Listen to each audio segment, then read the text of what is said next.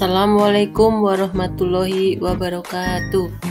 Salam guru penggerak. Izinkan kami dari kelompok 1 CGP Angkatan 8 Kabupaten Banyumas akan melakukan praktik coaching tugas ruang kolaborasi modul 2.3 bersama dengan saya, Ibu Titik Rohmiati dan Ibu Kasisah Wahyuningsih.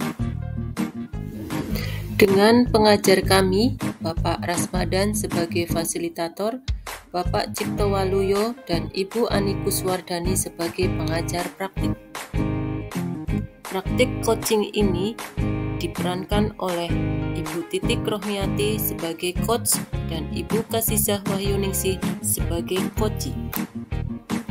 Pengertian coaching. Coaching adalah praktik di mana seorang coach membantu seorang guru atau siswa untuk mencapai tujuannya dalam pendidikan. Coaching dalam pendidikan juga dapat membantu siswa dalam mengatasi masalah atau hambatan dalam belajar dan meningkatkan performa akademik mereka. Tujuan kegiatan praktik coaching yaitu CGP dapat mempraktikkan alur percakapan coaching Tirta dan melakukan refleksi terhadap praktik percakapan coaching yang telah dilakukan dengan sesama rekan CGP. Permasalahan yang dihadapi coachee yaitu Bu Kasisah bercerita bahwa satu dari anak didiknya yang duduk di kelas 5 SD dijauhi temannya. Setelah dicari tahu penyebabnya, ternyata anak didik Bu Kasisah ini waktu duduk di kelas 4 SD, dia suka mencuri uang milik temannya, sehingga si anak tidak ada yang mau duduk sebangku dengannya. Teman-temannya tidak mau duduk bersama dengan anak tersebut dengan alasan anak ini nakal, suka mencuri, dan suka mencontek. Berikut adalah praktek coaching kami. Assalamualaikum warahmatullahi wabarakatuh, Bu Titik. Waalaikumsalam warahmatullahi wabarakatuh, Bu Azizah. Bu Titik, selamat siang Bu Titik. Selamat siang Bu Azizah, gimana kabarnya? Sehat? Alhamdulillah sehat Bu Titik. Bu Titik sehat? Alhamdulillah. Bagaimana dengan kabar keluarga Bu Azizah? Sehat? Alhamdulillah sehat Bu Titik. Syukur alhamdulillah. Gimana Bu Azizah? Begini Bu Titik, untuk tahun ajaran kali ini saya menjadi guru kelas 5 Bu Titik. Nah kebetulan untuk kelas 5 tahun ini berjumlah 30 anak. Nah salah satu dari anak didik saya di kelas 5 itu saya rasa itu dijauhi temannya Bu Titik.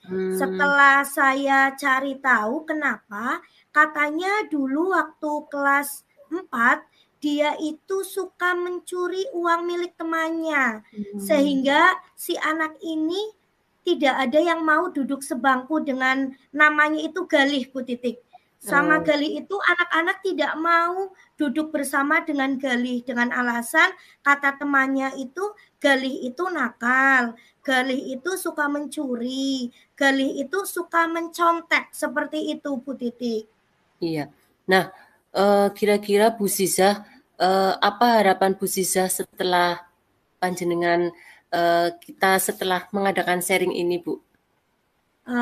Begini Bu Titik, saya harapkan ada titik cerah atau solusi dari permasalahan yang saya hadapi, khususnya agar bagaimana sikap saya untuk menyelesaikan masalah tentang Galih itu Bu Titik.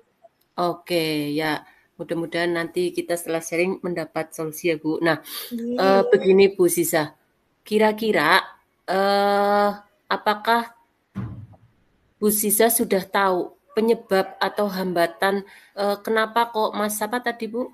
Mas Galih. Ya, bisa berbuat seperti itu Bu. Bu Titik, jadi ketika saya melakukan wawancara atau bertanya dengan teman-temannya, ternyata Galih itu adalah anak yang hidupnya bersama neneknya Bu Titik. Jadi bapaknya itu kerjanya di Kalimantan, sedangkan ibunya sudah meninggal. Dan si Galih itu mungkin secara ekonomi mohon maaf termasuk yang kurang Bu Titik. Jadi seperti itu. Dan di rumah pun dia dititipkan kepada neneknya. Jadi mungkin untuk pembelajaran dan lain sebagainya kurang terpantau di rumah. Dan kebetulan karena tidak ada yang menjaganya, mungkin si Galih ini bermainnya dengan anak-anak yang lebih dewasa sehingga tertanamkan Galih yang seperti itu Bu Titik. Oke, Bu Azizah, kalau boleh tahu, tadi kan panjenengan sudah menceritakan mungkin dari sisi tidak baiknya nggih Mas Galih. Nah, kira-kira kalau dari sisi positif atau apa ada kelebihan dari Mas Galih itu sendiri Bu? Baik dari di dalam kelas atau di mungkin apa namanya kelebihan di luar kelas kayak gitu Bu? Alhamdulillah ya Bu Titik, untuk Galih itu anaknya rajin sekali untuk berangkat sekolah. Jadi semangat untuk sekolahnya itu tinggi. Dan Galih itu kebetulan dia suka bersih-bersih. Jadi walaupun bukan jadwalnya Galih itu piket, tetapi dia membantu temannya untuk piket karena untuk bersih-bersih, untuk berangkat sekolah, dia alhamdulillah semangat Bu Titik. Iya. Nah, Bu Sisa, menurut Bu Sisa, dengan sisi positif ini dari Mas Galih, bisa nggak anak ini dibaurkan atau diberi pengertian kepada teman-teman yang lain? Ini loh, misalkan, ini loh sebenarnya Mas Galih itu tidak seperti yang kalian pikirkan, gitu Bu. Nggih. Saya juga berpendapat seperti Bu Titik tadi. Saya mencoba mendekatkan Galih dengan teman-temannya. Alhamdulillah dibanding dengan waktu dia kelas 4, mungkin Galih sekarang terlihat lebih kalem Bu Titik. Jadinya untuk nantinya bisa lebih berbaur dengan teman-teman yang lain itu juga mungkin akan lebih ada kemungkinan besar bisa seperti itu Bu Galih, karena Galih itu lebih cenderung lebih tenang sekarang Bu Titik. Oke, saya setuju tuh dengan idenya Bu Ziza. Nah, kira-kira untuk selanjutnya apa nih rencana Bu Azizah?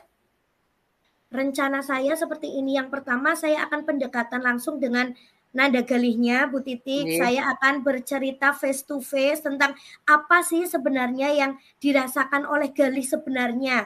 Sehingga saya tahu dulu dari posisi si Galih. Selanjutnya, saya nanti akan berkomunikasi dengan keluarganya. Mungkin kalau dengan bapaknya, saya nanti bisa melalui WhatsApp atau telepon, dan nanti saya akan berkunjung ke tempat Galih, bertemu dengan mbahnya atau budenya yang satu rumah. Nantinya akan berbincang bagaimana, selain berbincang juga saya akan lebih mencari tahu kondisi di rumahnya bagaimana, sehingga saya ada gambaran ternyata Galih di rumah seperti ini. Seperti itu rencana saya Bu Titik. Iya. Nah, kira-kira apa yang mau disampaikan Bu Zizah ke Mas Galih? Yang akan saya sampaikan pertama, saya bertanya, Mas Galih, apakah Mas Galih masih suka bersekolah? Otomatis seperti itu. Nanti Galihnya kan mungkin, ya Bu Guru, nah di sekolah kan kita punya keyakinan kelas, kita harus selalu hidup rukun dengan temannya dan sebagainya seperti itu. Jadi kita nantinya ini akan adanya pembahasan yang lebih intens antara saya guru dengan muridnya, seperti itu. Nah, Kak, itu dengan Mas Galih ya Bu. Nah, kira-kira kalau dengan orang tua atau mbahnya Mas Galih, apa yang ingin Bu Zizah sampaikan?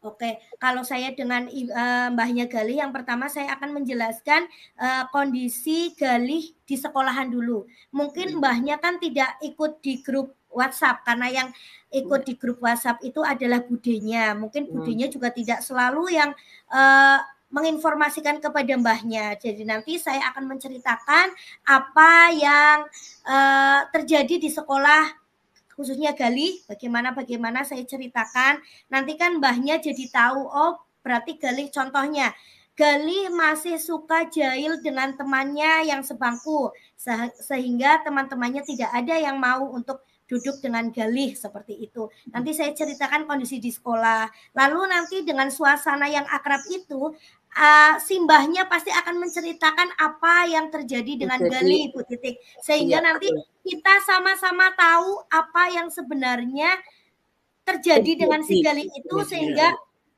nanti Galih akan menjadi seperti anak-anak yang lain yang tanpa embel-embel anak nakal seperti itu. Oke, ya, saya setuju sekali Bu dengan rencananya, bagus sekali. Mudah-mudahan nanti berhasil nih Bu. Amin. Ya.